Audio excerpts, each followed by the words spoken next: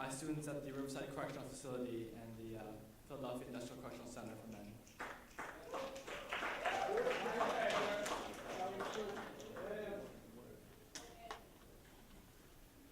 I went to prison today.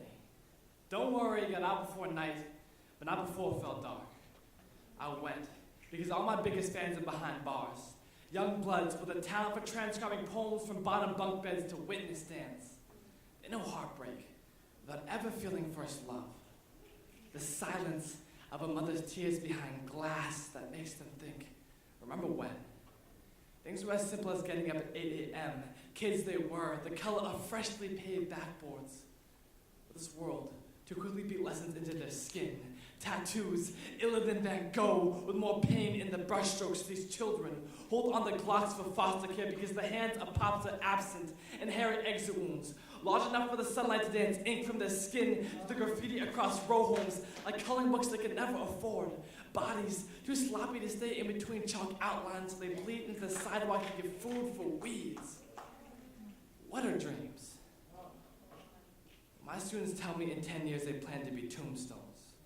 Blackjacks, rather stay alive at 17 than bust before they hit 21. Face-up kings, but aces in the hole, playing solitaire with a pad and a pen on death row. Picassos, trying to craft brand new from the dimensions of a cube. In Philly, it's always the same old portrait of the surreal. A Guernica of murder and cheesesteaks, so death is captured by oil on canvas. It makes me sick. Like the last greasy meal before the death penalty on Christmas Day. When the only hope you have left is a prayer that you've grown hard enough for your skin to become diamonds, invincible to the sting of a lethal injection. See, I try to convince them of the impossible. But if they write enough pretty poems about winter, it'll keep them from pushing up daisies in the springtime.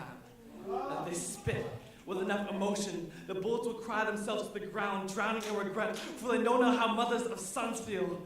They find a park as lonely as them and jump off of a swing set with no one around, they can still be free. Even if a jury of their peers will never believe them. These kids remain fenced in.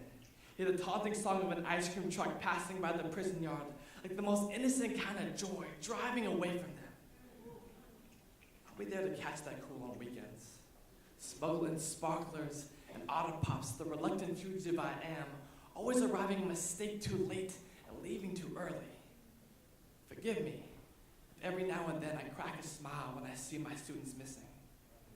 It's comforting to know that at least a few of them are now waiting for me on the outside.